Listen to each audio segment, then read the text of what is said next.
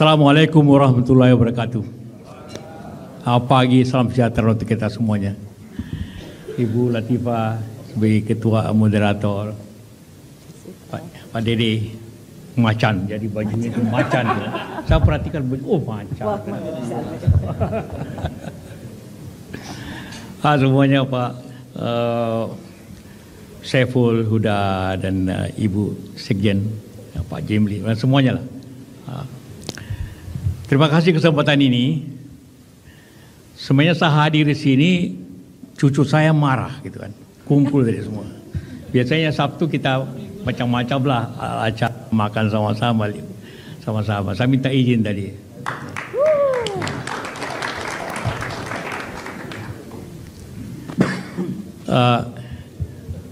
Bicara pendidikan, kita tidak bisa, anggaran pendidikan kita tidak bisa berdiri sendiri,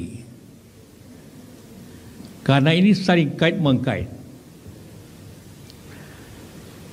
Kalau kita bicara anggaran, berarti kita bicara kemampuan ekonomi bangsa. Tapi kemampuan ekonomi bangsa juga sangat tergantung kepada sumber daya manusia bangsa. Ini saling mengkait ini. Yang mana dulu? Tapi bukan hanya itu. Orang mengatakan, ya kita perlu infrastruktur supaya ekonomi bangsa jalan sebagainya. Pak Prabowo bilang, nah, pertahanan penting. Tanpa pertahanan tidak ada yang bisa maju.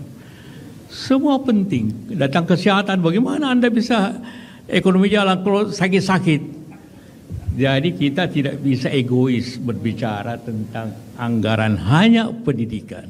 Tapi kita bicara secara keseluruhan, sehingga apa yang kita bisa lakukan untuk tujuan ini. Pendidikan adalah suatu nama, tapi tujuannya ialah bagaimana meningkatkan sumber daya manusia Indonesia ini. Semua negara maju, semua bicara tentang pentingnya sumber daya manusia. Cina maju, yang pertama diajukan pendidikan. Jepang maju, yang pertama pendidikan. Korea maju, dasar pendidikan. Jadi pendidikan memang dasar daripada semua, tapi mempunyai korelasi antara semuanya. Tidak ada yang bisa berdiri sendiri atas hal tersebut. Apa yang dikeluhkan tadi tentang bagi-bagi anggaran, sebenarnya itu cara untuk mengatasi kesulitan. Bahwa negara ini sulit. Karena itu, ya supaya anggaran dipenuhi sesuai 20%, maka dibagi-bagilah sebelumnya bukan apa masukkan pendidikan. Sebenarnya juga terjadi di awalnya.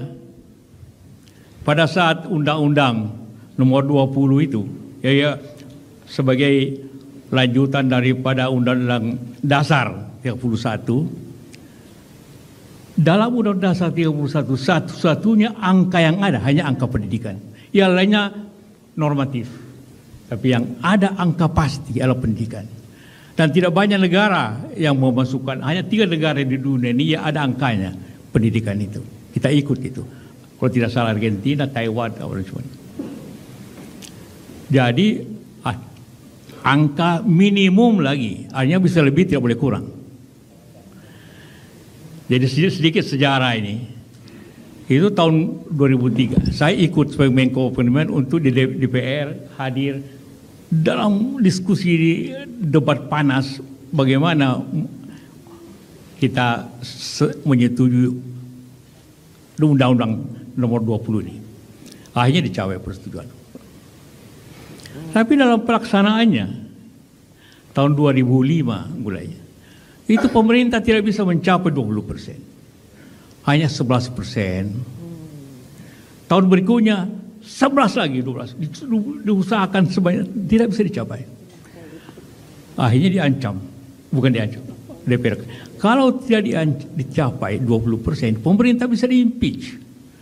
Karena ini undang-undang dasar tidak dilanggar.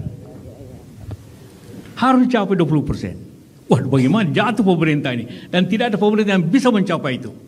20%. Kalau Undang-Undang Nomor 20 itu diperlakukan dengan betul. Maka saya hitung apa yang bisa mencapai 20%. Oh, ternyata di undang-undang itu ada mengatakan guru di luar anggaran itu. Padahal guru jelas untuk pendidikan. Jadi karena itu pendidikan saya bilang ada unsur infrastruktur pendidikan, sekolah dan sebagainya, ada guru yang paling penting, ada sistem kurikulum, dan ada murid. Kan di situ 4 faktor di pendidikan itu. Objeknya murid, siswa, mahasiswa. Guru dikeluarkan dari undang-undang pendidikan. Maka sampai akhir hayat pun tidak mungkin dicapai 20%.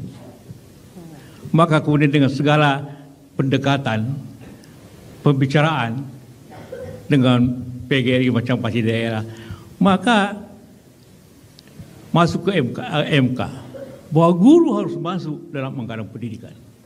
Langsung 2006 langsung dicapai 21%. Itu sejarah anggaran pendidikan itu. Bagaimana mencapai 20%? Karena 3 kali kita melanggar Undang-Undang Dasar bisa diimpeach. Karena itu maka di guru masuk langsung mencapai 20%. Itu sejarahnya sehingga bisa dicapai itu. Jadi sebenarnya anggaran terbesar dari pendidikan itu adalah guru. Jadi guru itu 9% dari APBN itu adalah gaji guru. Ini juga tadi secara semua lalu, kenapa saya tolak moratorium guru itu? Sederhana aja, saya itu hanya urusan 10 menit. Jadi mengatur negara ini tidak perlu panjang-panjang. Saya cuma tanya sejak pada suatu pertemuan, berapa jumlah guru Indonesia? Bilang sekitar 2.100.000 lah gitu. Oke, 2 juta ya. Guru mengajar berapa lama? Ada yang bilang, ya kira-kira 30 tahun. Oke, berarti tiap tahun ada pensiun 3,3%. Murid bertambah berapa? Kan berapa penduduk murid itu? 1,5% murid bertambah tiap tahun.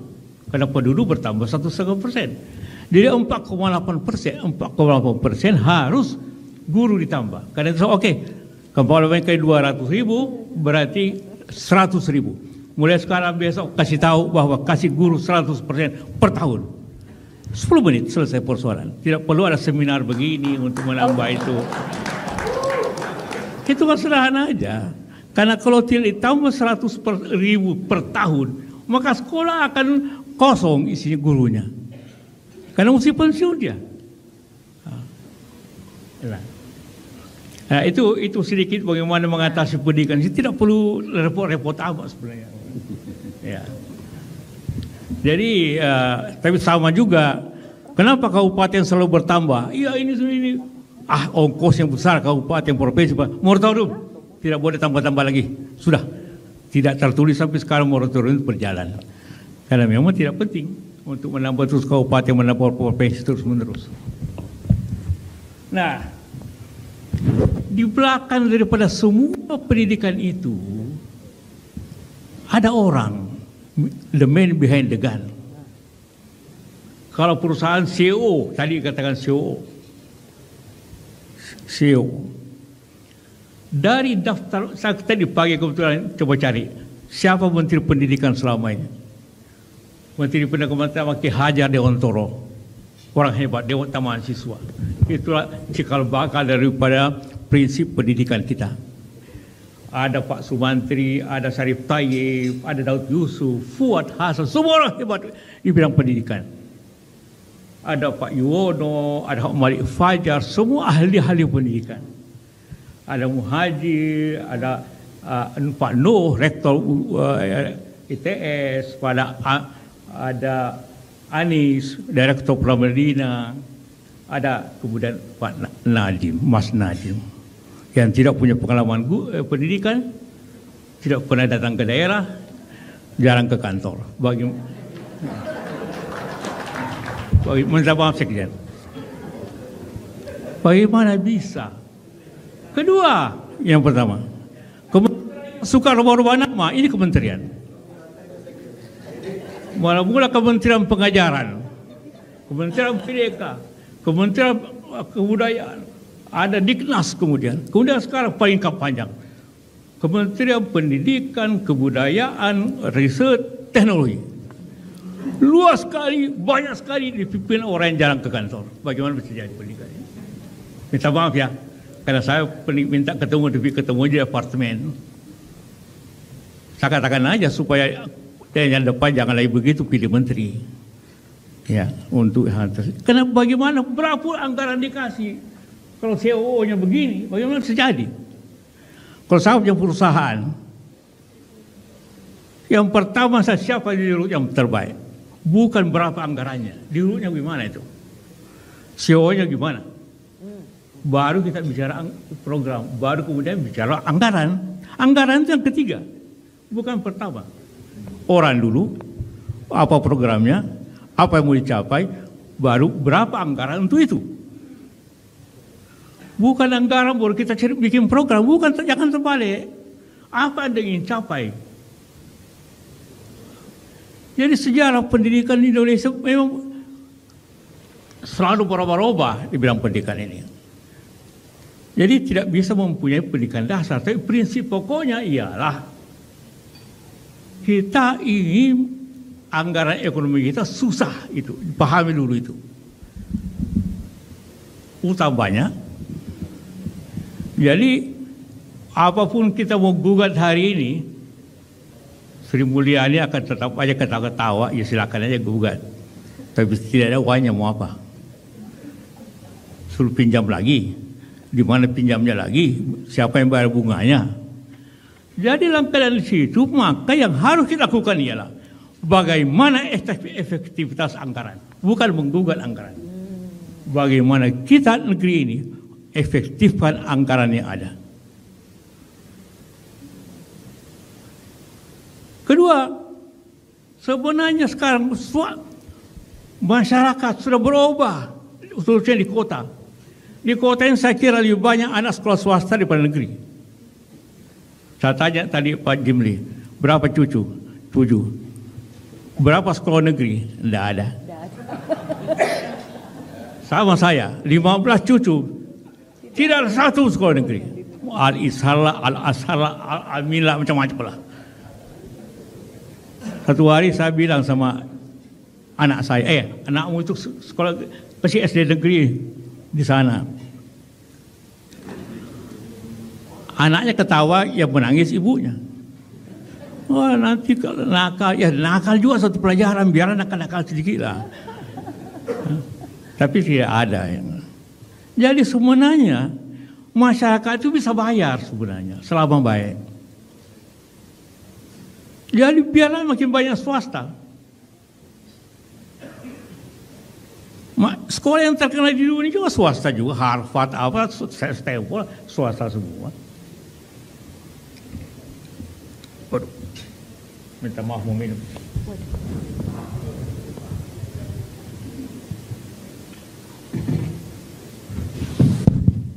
Nah, jadi memang kalau dari sikap kita nih angka apa saja rendah. Di PISA tahun 22 kita nomor 66 dari 61. Saya bilang sudahlah. Tapi intinya sebenarnya saya ini konservatif sekali dalam pendidikan, konservatif. Walaupun saya ngurus pendidikan sejak dulu sampai sekarang. Saya Dewan Penyantun barangkali 8 universitas. Saya punya pendidikan ada 10 ya, SD sampai kadang-kadang perguruan tinggi. Macam-macam, saya ngerti. Saya trustee Dewan Penyantun di Oxford. Jadi ngerti pendidikan itu bagaimana mereka berjalan.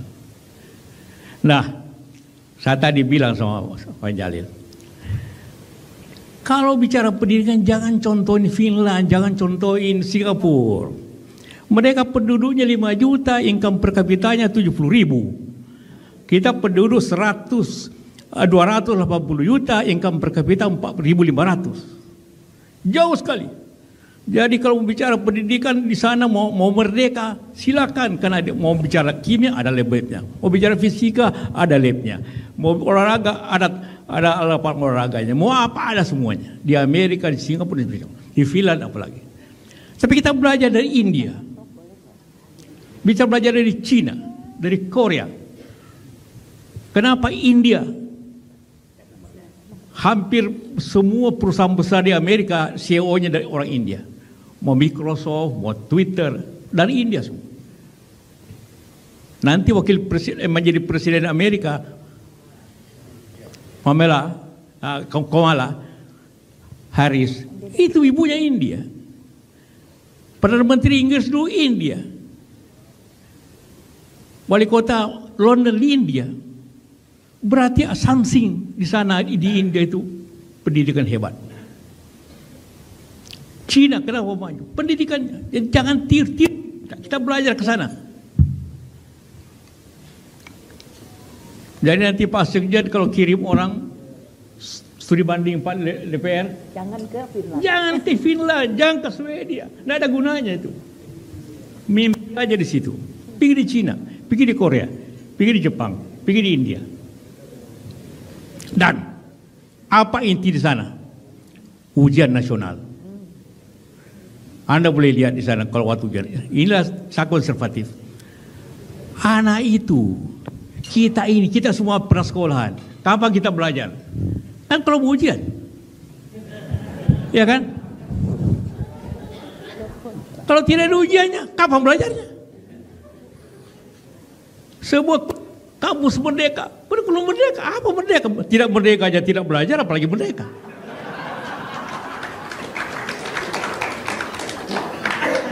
Dibantah kiri kanan, enggak saya bilang. Kita konservatif aja karena menghadapi 70.000 siswa. Bagaimana Anda merdekakan 70.000 siswa? Tidak mungkin itu. Jangan tiru satu sekolah di sini Cikal atau apa dan bikin kurikulum merdeka, tiba-tiba seluruh Indonesia mau dimerdekakan kurikulumnya. Hebat. Akibatnya beginilah. Dia Cina, dia India. India itu orang gemetaran kalau biar aja dulu. Saya bilang biar aja anak itu stres kalau menikah. Berapa sih stres paling tinggi 1%. Tapi lebih stres lagi kalau tidak ada kerjaan. Kita memang luar biasa ide. Bikin SMK, 15.000 SMK sekarang di Indonesia. 10.000 swasta, 5.000 pemerintah. Tapi 75% KD di lapangan golf di tamatan SMK.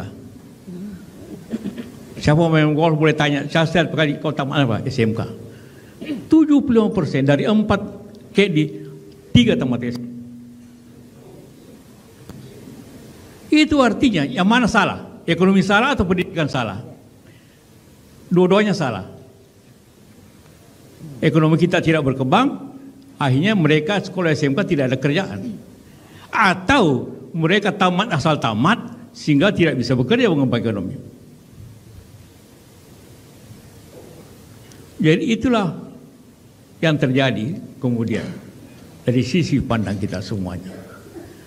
Jadi soal anggaran, kembali ke anggaran. Oke, anggaran penting. Saya setuju. Tapi ini juga konsekuensi daripada otonomi daerah. Tadi paling banyak ke daerah. Iya, karena itu kita sistem otonomi daerah. Itu pun otonomi juga pindah-pindah. Dulu SD, SMP semua ke provinsi, kabupaten. Sekarang SMA naik ke provinsi. Akibat ketidakmampuan. Jadi memang ini perlu seluruhnya. Jadi kita tidak bisa bicara hanya anggaran saja. Anggaran, sekali lagi kita bicara anggaran. Sejarahnya bahwa pendidikan itu sangat penting. Semuanya selalu begitu. Tidak ada negara apalagi kita maka tidak penting. Karena itu semua kementerian, tokoh-tokoh pendidikan selalu memimpin pendidikan ini. Begitu menterinya tidak ngerti pendidikan dan malas lagi urus pendidikan, kacau lah semuanya. Saya kira Pak Sekjen lebih tahu dari saya tentang keadaan. Nah. Jadi itulah yang kita, jadi untuk pemerintah akan datang, tolonglah dipilih menteri betul yang ngerti pendidikan. Yang ngerti pendidikan. Kalau tidak ngerti beginilah, mau sekian beratus triliun dikasih, akan hancur-hancuran. Kalau tidak ngerti pendidikan. Sama saya di perusahaan, kalau tidak ngerti tentang teknologi, dikasih teknologi, dia akan aut-autan. Inilah yang perlu kita jadi, bukan hanya anggaran diperbaiki, orang yang melaksanakan anggaran juga harus lebih diperbaiki. Percuma kita bicara anggaran sekian-sekian tanpa orang yang memanage anggaran itu dengan baik. Ini keluhan semua orang. Ya. Jadi tanpa itu maka kita akan tidak bisa.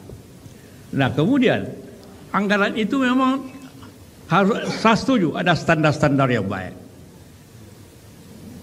Walaupun standar yang paling tinggi ongkosnya itu bukan pertahanan UII yang saya ketuanya dan bekas rektornya Pak, karena mahasiswanya masih kurang, karena ada di luar negeri semua, dikasih beasiswa semua. Tapi oke. Jadi kalau kita lihatnya, pendidikan itu kan seperti saya ulangi tadi, terdiri dari 4 prasarana, infrastruktur pendidikannya, bagaimana sekolah-sekolah, macam sekolah, gurunya bagaimana, kurikulumnya bagaimana, dan muridnya bagaimana. Saya Dewan Penasihat PGRI. Salah ketemu PGRI dan guru selalu yang bicarakannya satu, honor, gaji, tidak pernah bicara tentang mutu pendidikan. Saya pernah di pertemuan besar, saudara ini semua bicara di sini, datang hanya bicara honor. Tidak pernah membicarakan kepada kita semua bagaimana untuk pendidikan Anda capai. Itulah sebabnya semua guru menolak ujian nasional karena tidak mau diuji. Sebenarnya diuji guru itu. Kalau oleh siswanya tidak lulus, itu berarti gurunya kurang baik mengajar, tidak mau ketahuan, tidak mau mengajar. DPR juga suka menolak.